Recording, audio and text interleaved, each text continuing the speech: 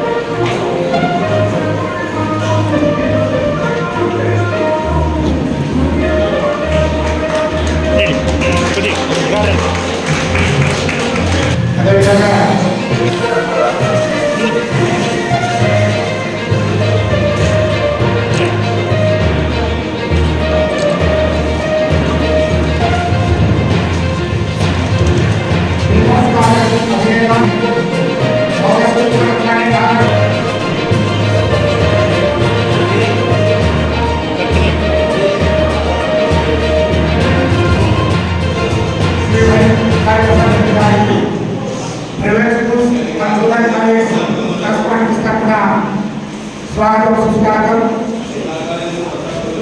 ముందుగా శివయ్య సాయి సభ్యుల గారికి సేవ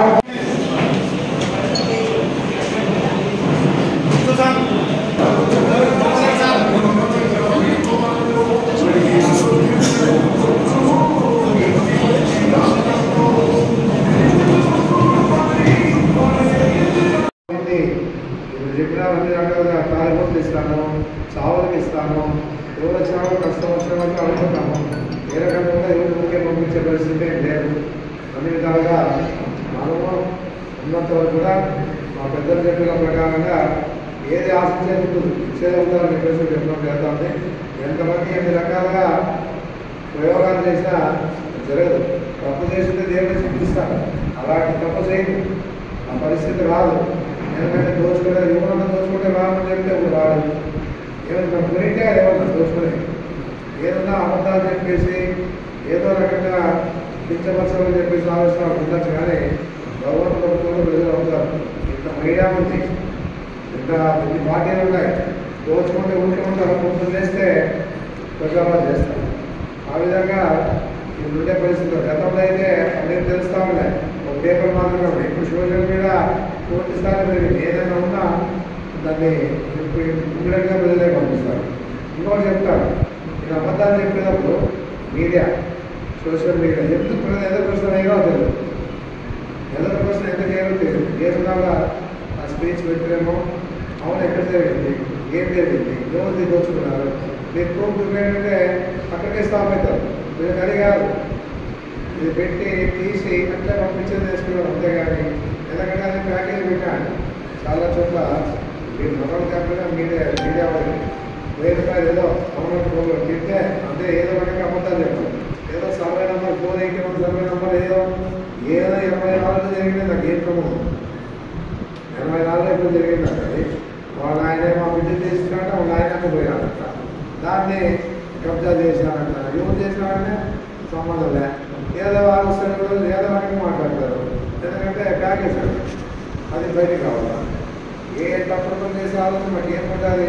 భగవంతుడు ఇచ్చినాడు, మా ఆయన తాతోళ్ళ ఆస్తి ఉంది, మా నాయన ఇస్తాడు, మాకు ఇస్తాడు. దాన్ని తెలుసుకునే పని ఏముందండి, చేయకుంటే తినేయకూడదు. భగవంతుడు ఇచ్చినా సంతోషపడతాము, చేయకుంటే తినేది. అంతేగాని ఏ రకంగా కూడా నేను అబద్ధాలు చెప్పి అధికారులు కావాలి అలా ఏదైనా ఆలోచనలు కోరేది ఒకటే, దాని నాయకుని మనమంతా తరిగిపోతాను నాతో పాటు అని చెప్పేసి అందరికీ చెప్పడం జరుగుతూ ఉంది. ఏదైనా మీరు మీ ఆలోచనతో ఓట్లు మీ ద్వారా రావాలని చెప్పేసి కోరుకోవడం జరుగుతుంది. సమావేశం ఏర్పాటు చేసిన విధాలు కానీ గోపాల్ రెడ్డి గారు ఎవరు అసోసియేషన్ సంబంధించిన వారు కూడా ప్రత్యేకంగా ధన్యవాదాలు తెలియజేస్తాను.